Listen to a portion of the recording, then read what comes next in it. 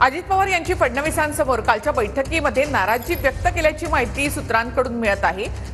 पुरावे नसतानाही भाजप नेत्यांकडून मुंडेंवर आरोप होत असल्याची खंत अजित पवार यांनी व्यक्त केल्याची माहिती सूत्रांकडून मिळते। काल अजित पवारांनी मुख्यमंत्री देवेंद्र फडणवीसांची भेट घेतली होती। सुरेश धसांचा मुंडेंच्या राजीनाम्यासाठी दबाव, दादांची फडणवीसांसमोर नाराजी, सूत्र।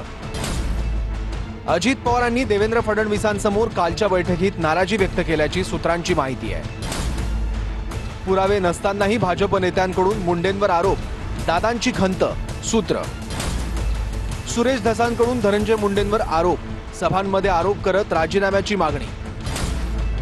धनंजय मुंडेंसोबतच्या बैठकीनंतर अजित पवारांनी काल संध्याकाळी फडणवीसांची भेट घेतली होती।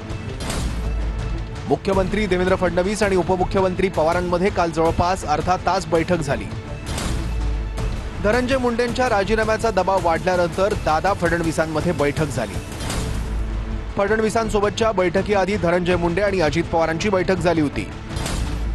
उपमुख्यमंत्री अजित पवारांसोबत मंत्री धनंजय मुंडेंची तासभर बैठक झाली। जोपर्यंत पुरावा नाही तोपर्यंत धनंजय मुंडेंचा राजीनामा नाही असं दादांचं मत असल्याची सूत्रांची माहिती।